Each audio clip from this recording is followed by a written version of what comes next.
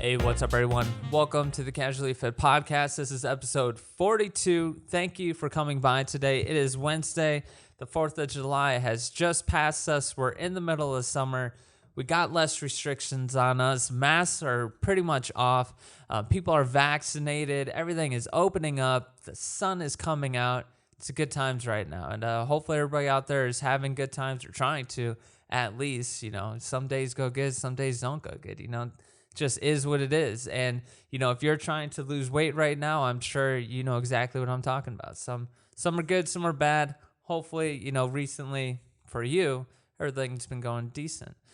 For me, it's been going pretty good. If you have been following this podcast at all, had huge major issues with my back. I was able to fix it through a whole array of different things. And now I am in full swing. Pretty much, actually. There's still, I am trying to take it easy a little bit still, but I am able to surf, work out my legs, my whole posture. Everything is kind of changing now that I don't have lower back pain. So everything's on the up and up for me, especially in that area. I'm super excited about that. But yeah, I want to get into a few things today, give you a quote, fit fire of the day, a couple quick tips on fitness and nutrition, and then show you somebody who is, a fit freak, somebody who is pushing their body to the limit. All right, but let's get into the quote of the week. So again, I want to come here. I don't want to drown you in motivation or anything like that. And I don't want this whole thing to be this esoteric, you got to be pumped. You got to wake up at 3 a.m. You got to, snort coffee grinds when you first wake up, and you just got to push through your entire day and work out 6 hours a day. I like that stuff for myself kind of, but most people don't. And I definitely don't want to sit here and talk about it.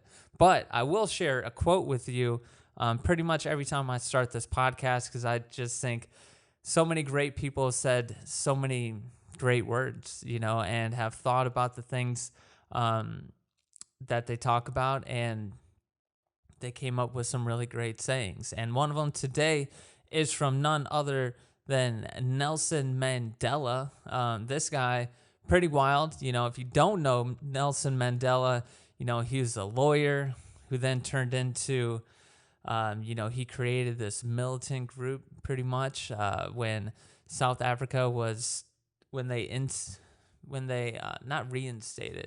started apartheid, basically, trying to bring back segregation. This dude's like, nah, I'm not about that life. I'm going to switch from being a lawyer. Then I'm going to start this militant group. Did some wild things, okay? Ended up going into prison for 27 years, and then became, I believe, the president of South Africa. So this man, that's all in one lifetime. Lawyer, leader of a militant group, and in prison for 27 years, and became president. That is a wild ride for sure. And so that's great. So he's definitely a person that has a wealth of information inside of them. I'm not going to get into the political stuff or, what that militant group kind of did, but, let's focus on the good things. And there are many good things about Nelson Mandela. And one of them is this quote. And the quote is, the greatest glory in living lies not in never falling, but in rising every time we fall. So he's talking about glory here. And, some people, for me, growing up, glory was a thing, right? I wanted to be glorious. I wanted to win the game, make the catch, do the thing that provided me with a huge reward, which is pretty much glory. And most of the time that encompasses a few different things, self-respect. It encompasses, the way other people view you. Maybe you get some esteem from that, especially when I was younger. I was more attracted to that. Right now, not so much. But, Nelson Mandela, he's talking about this glory. And he says that the greatest glory in living lies not in never falling. So what he's saying here is to not be afraid to fall, pretty much. You can go around and you can go through life, and this is like that comfort mindset. You can be trying to be as comfortable as possible throughout your life, aka never falling, and you're never going to actually feel the real glory in living. According to Nelson Mandela, I would happen to agree. And then he ends it with, but in rising every time we fall. So talking about if you rise up, that's how you're going to find that glory. And that relates to fitness and losing weight, because there's a lot of different little goals within larger goals that this quote can apply to. You can apply this quote into many different things. You can take it all the way down to a micro level as far as working out, and this could apply to just like your incline bench press. Glory glory comes from getting 8 repetitions instead of 6 repetitions. And then if you don't get it, then you try again the next time and you try to do that. So you can go by that small of a scale.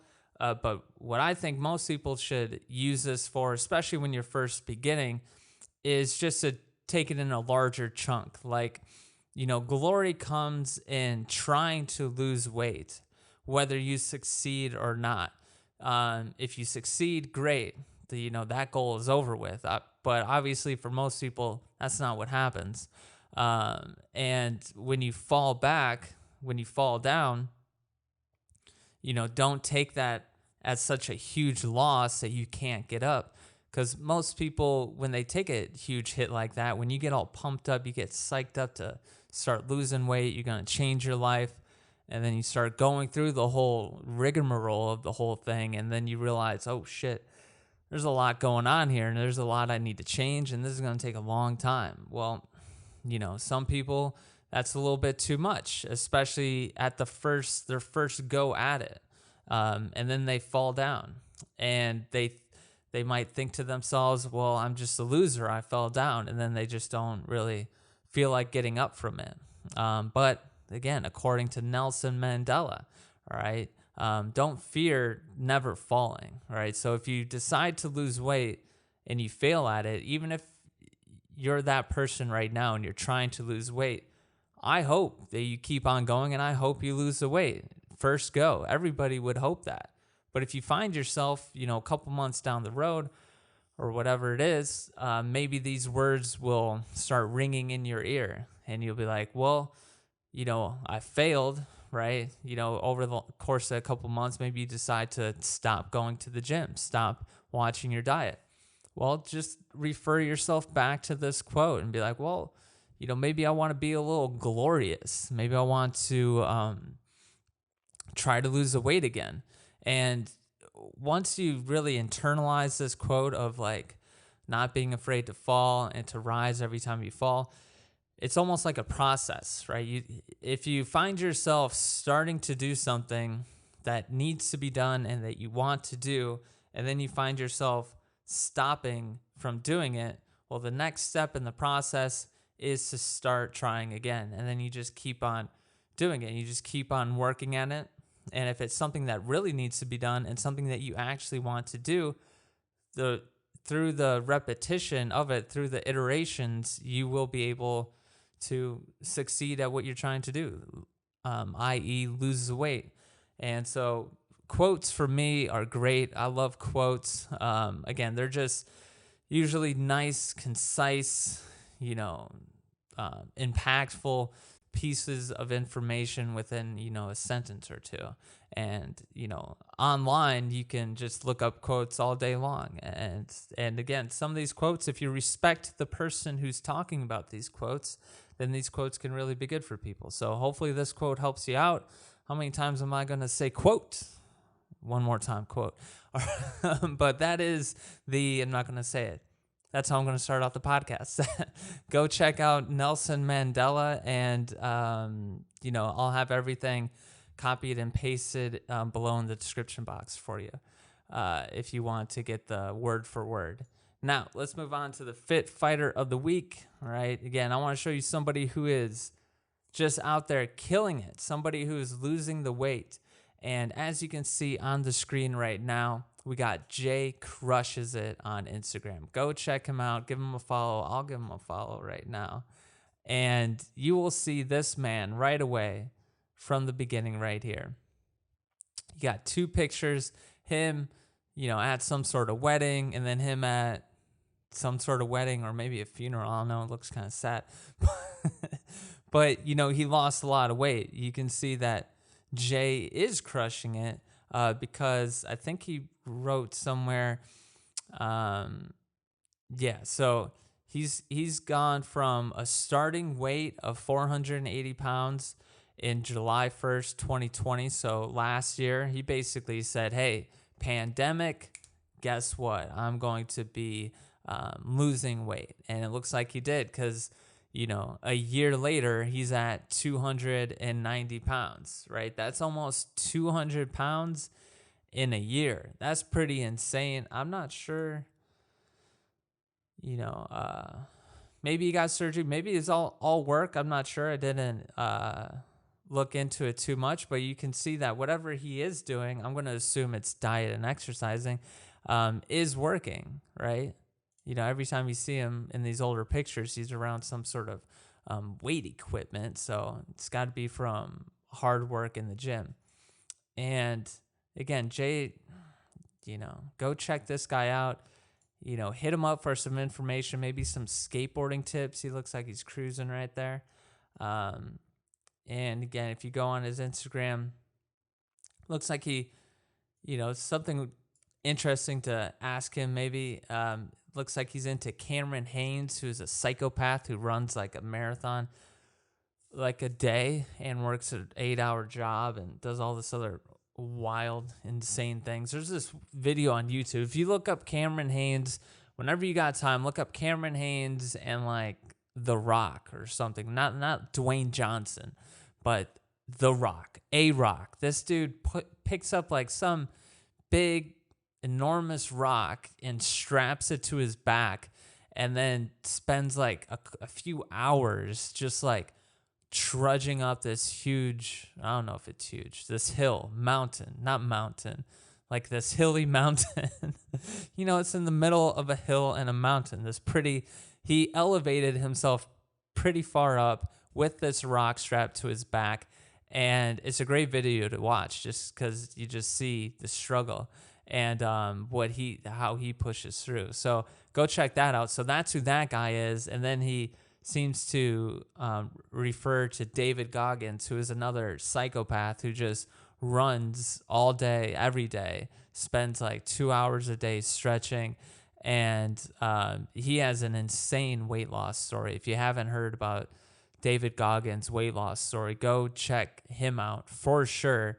I mean, he is somebody who completely changed it around, and you look at him today and it's like he looks insane. But either way, so maybe if you're cruising on Jay Crushes It, maybe you can talk to him, and I'm sure that's probably where he's getting some of his motivation and information from, is from those guys. Apparently it's helping, right? Again, Jay is crushing. He's losing weight. He lost the weight, and he is a fit fighter of the week. Go check him out. But yeah, again, everything's linked down in the description box for you. Other than that, let's move on to the fitness tip of the week. All right. So this tip is, you go into the gym, and the pretty obvious thing for everybody is like, oh, you go in the gym to work out your body. You want to get some sort of physical exertion with your body. You want to get the biceps, the chest, the triceps. You want to get jacked up, right? That's the vanity with it. That's like the first thing that anybody sees going into the gym. And it's the thing that makes most sense. Like you go in there and you see people who have been in the gym for several years, and you see their bodies and you're like, oh yeah, this is a physical thing, which it 100% is. I'm definitely not saying it's not, but what I am saying is it's also a mental gym. The fitness center is both a physical gym for your body, right? And it's also a mental gym for your mind if you want it to be. And one way, this is where I'm getting into a tip. The tip is to stop looking at your phone between sets. Stop, just what I do when I go into the gym. And I'm not trying to make everybody like me. And I'm going to tell you why this is beneficial here in a second. But what I do is I go into the gym, I put on Spotify, and I just either hit shuffle on my like songs or I pick some sort of playlist, and then I press play, turn the volume up to some manageable level, and then I put the phone in my pocket. And then that phone doesn't come out of my pocket until I'm ready to go in the sauna and then I put in my meditation, whatever. Sorry, I'm like burping at the same time. So that's what I'm saying to do, is to go into the gym, put on your playlist, whatever you want to do, put your phone in your pocket, all right? And then work out, and then don't take out your phone until you're done. And the reason why that is because, when you're in the gym, first of all, our phones are on, all of us, at all times. Everywhere we go, in the car, restroom, bedroom, beds, couches, at work, at our desks, they're everywhere. They're always within reach of our hands. And, that's going to be pretty much the same for the gym as well.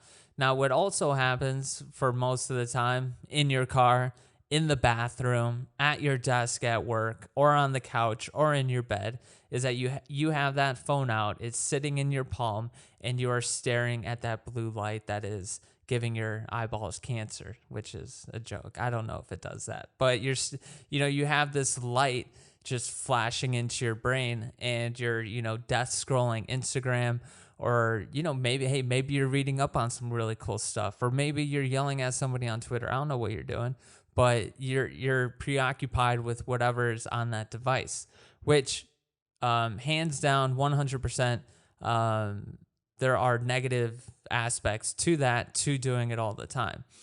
And when you do it all the time everywhere else, that's just whatever, right? I'm not talking about all that. What I'm talking about is in the gym. So if you find yourself on your phone a lot when you're outside of the gym, make the gym the place where you put your phone down and you put it away, because you're actually going to be able to stay focused more while you're working out, and you're going to actually get a great workout in. Because yes, you can get a good workout in being on your phone in between sets. 100% you can. But my argument is that you can get a much more encompassing workout if you put your phone inside your pocket. Because the struggle, right? If you are paying attention to your breathing, if you're paying attention to how much you don't want to do the next set in between your sets, and you're paying attention to how tired you are, and you can see the thoughts that kind of associate themselves with that, that's the struggle that you kind of have to get through, to where you're not blocking all that out or by desk scrolling on Instagram. Because when you pull out your phone, you're just staring at your phone. Your mind is basically blank, pretty much. It's just getting filled with garbage. And all of a sudden, a minute, 2 minutes go by, and you're like, oh, maybe I should do another set. And then all of a sudden you're doing another set. Then you think, oh, maybe this is too heavy. Oh, well, it's too heavy. I'm going to stop doing it. Because you're not really in the zone, right? It could be hard to get yourself back into that place of oh, I'm actually here to get a sweat. I'm actually here to work out. And when every single time you stop working out, you put down the weights and you pick up your phone, that's breaking you away from that connection that you could be having.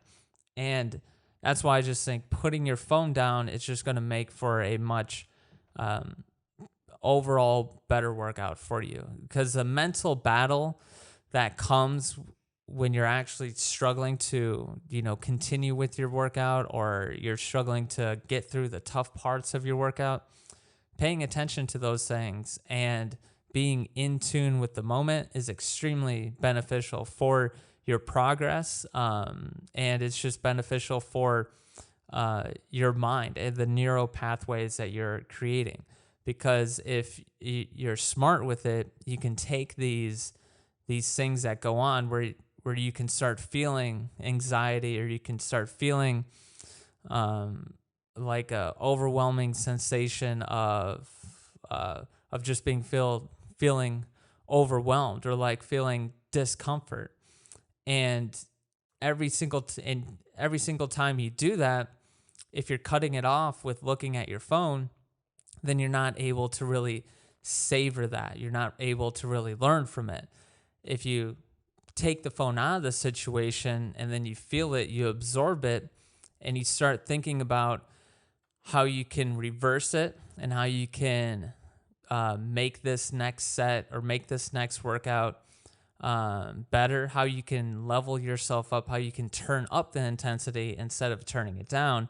When you do that and you keep on practicing that while you're in the gym, right? If you keep on doing that, then you can translate that into other areas of your life. And that's where I think it's the more encompassing thing. Like when you go out, when you work out in the gym and you're just working out your body, yeah, sure. If you come into some crazy circumstance where you have to deadlift a car off an old lady because whatever reason, sure, maybe, you can do it. And let's just say that you can do it. And that's where your body strength and that's where your time in the gym actually matters. But other than that, you can't really translate, when you're just talking about a physical aspect, you can't really translate your physical body into the world outside the gym too much, right? Maybe if you see somebody about to enter the grocery store, but you're like, no, I want to enter the grocery store before them. Maybe you can sprint before them and you can box them out and you can get into the door first. So maybe that can translate over, right?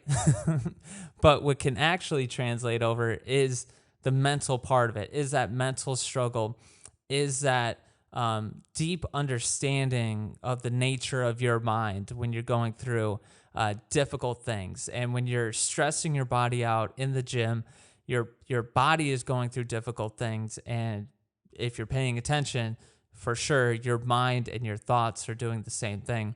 And how you navigate that and how you deal with that, again, helps you inside the gym, but that's where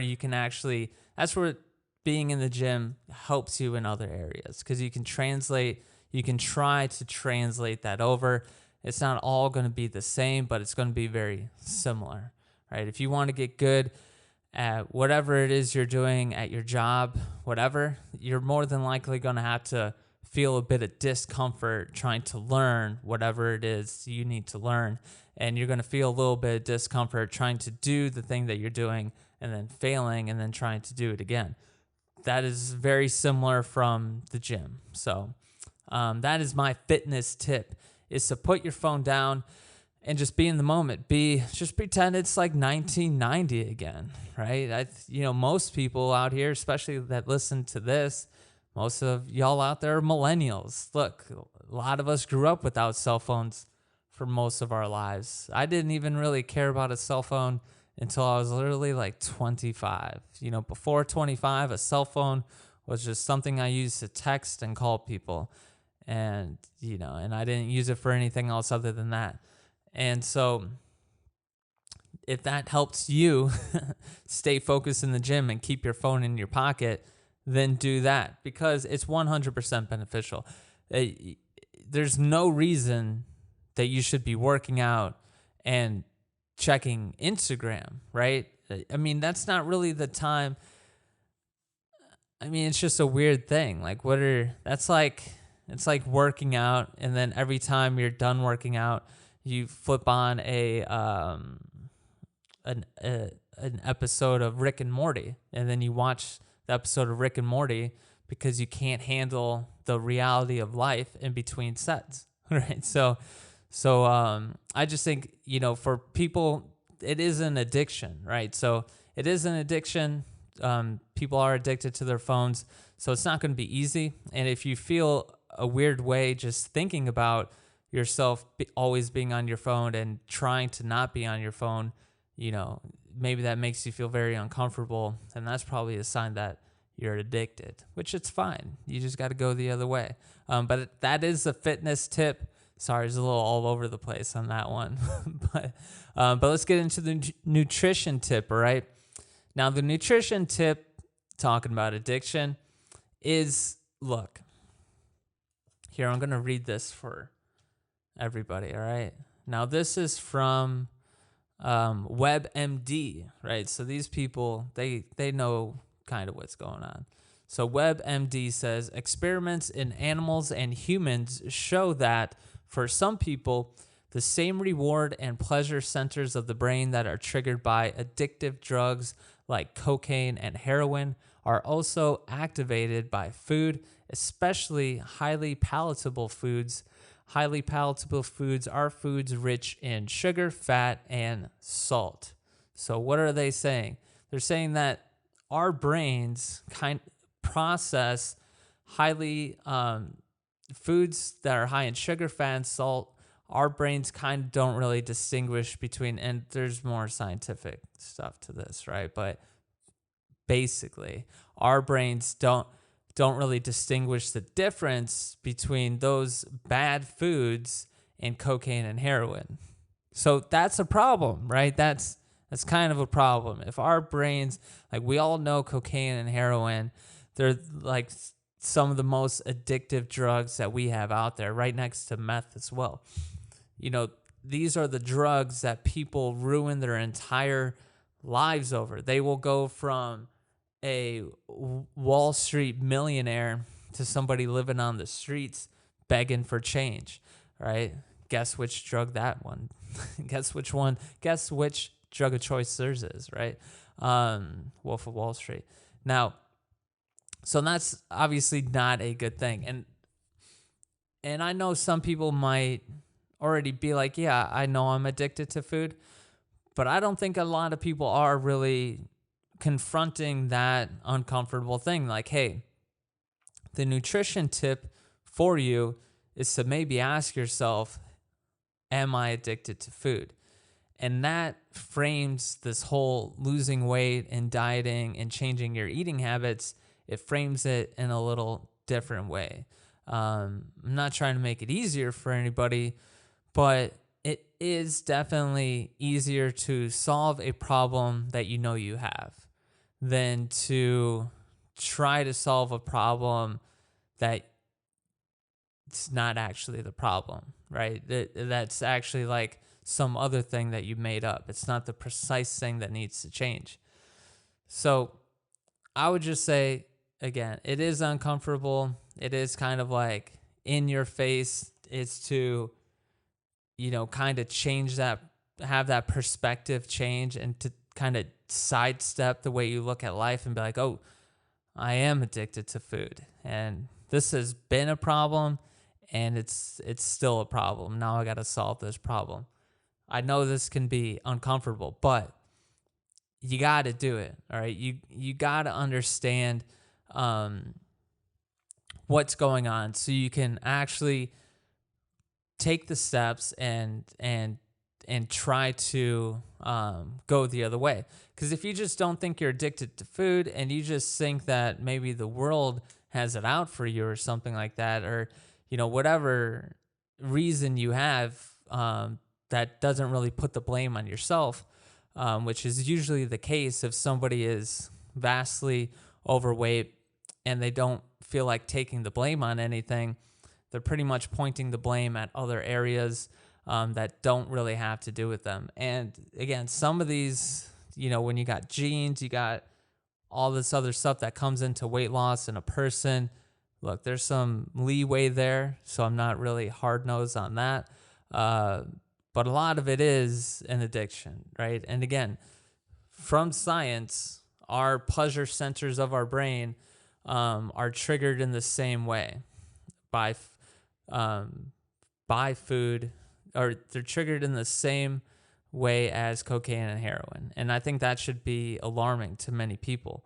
That means that you might not be, so special that you can't be subject to something like that. I think I for sure can if I just keep on not mitigating my eating habits or not being cautious about what I eat. I think that I'm not special. I think that could definitely happen to me. And then all of a sudden I'm addicted to food. There's a strong argument that I could be addicted to food. I just had some Hawaiian rolls. Hawaiian rolls are pretty good. And let's be honest, food is delicious. If you got some cash, you got some dough, and you're eating at nice places, food is great. Of course, it's like cocaine and heroin. It tastes amazing.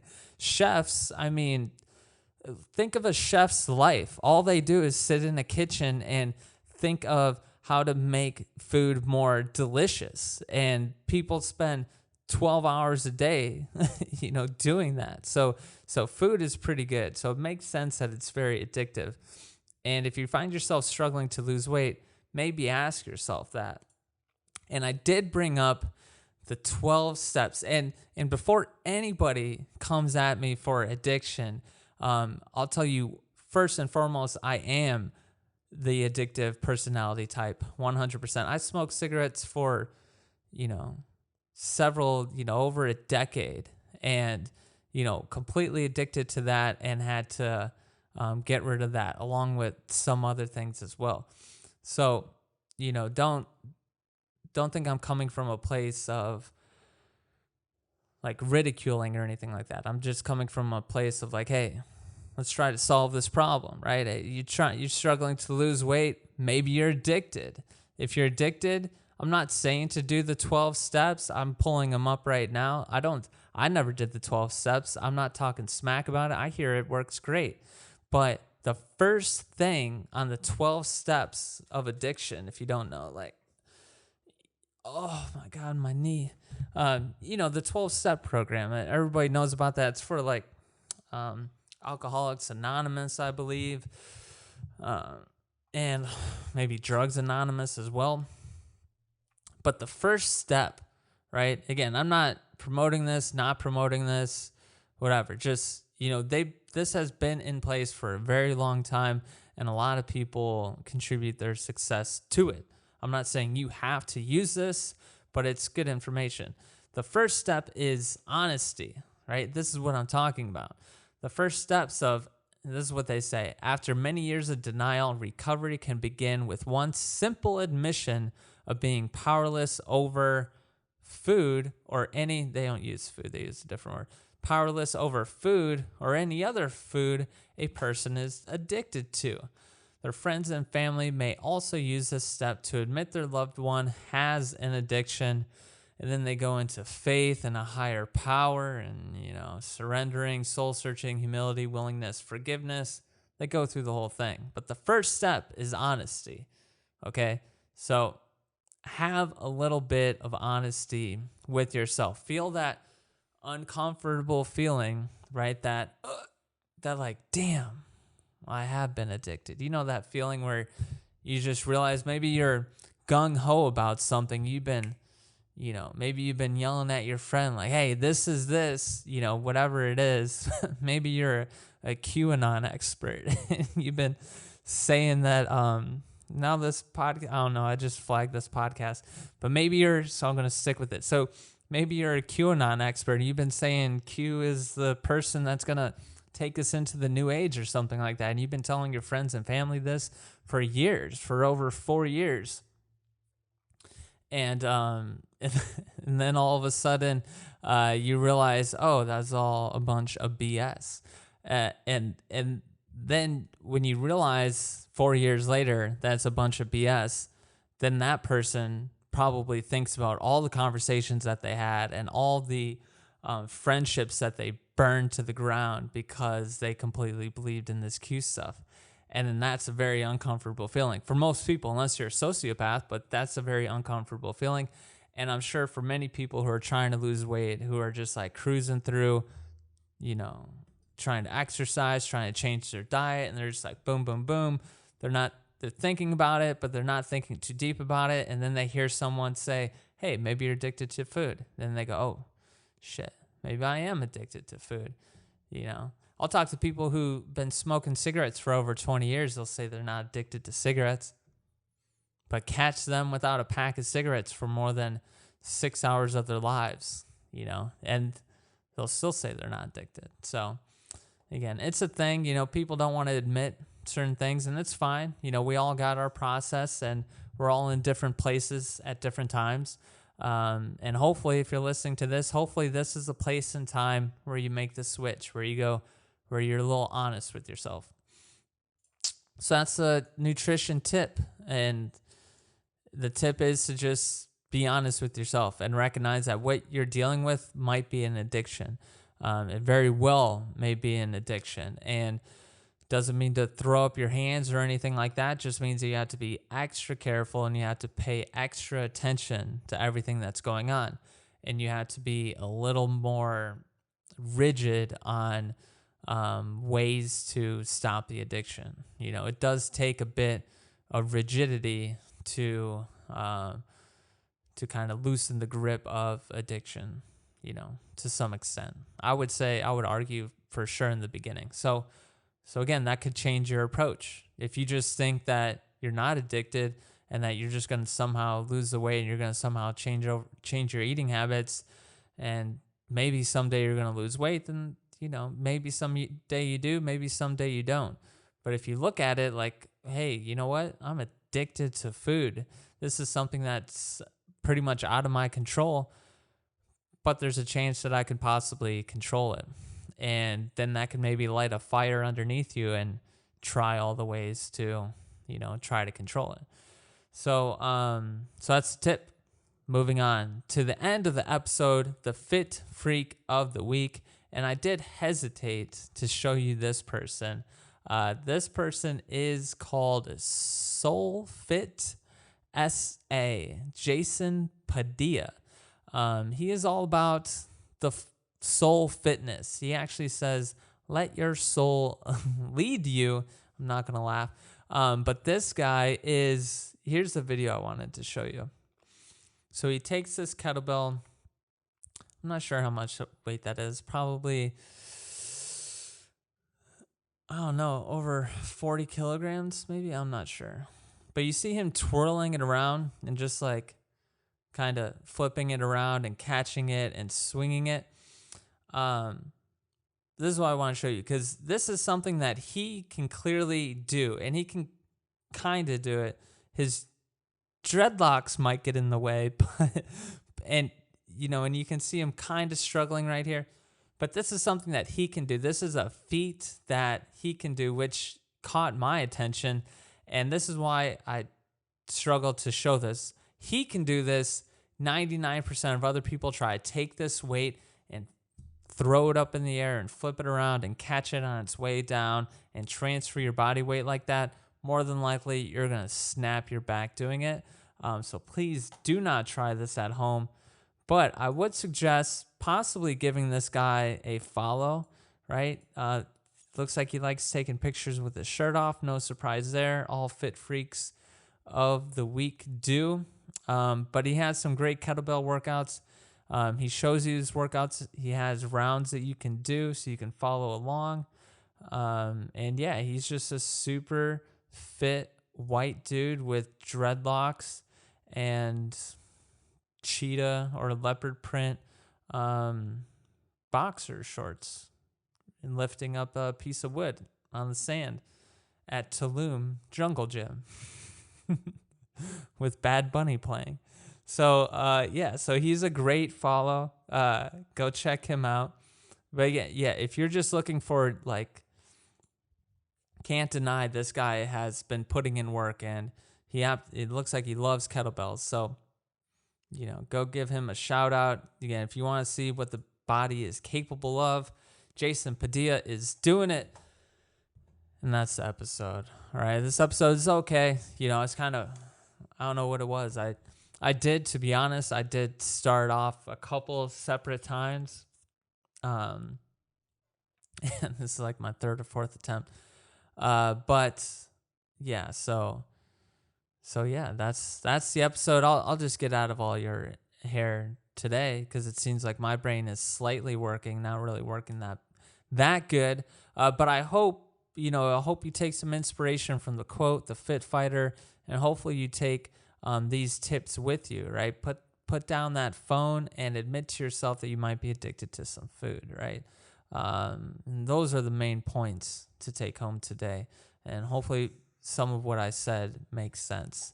But other than that, that's this week's episode. I appreciate everybody for stopping by. Again, hope everybody had a good 4th of July. Hopefully the weekend coming up is going to be chill.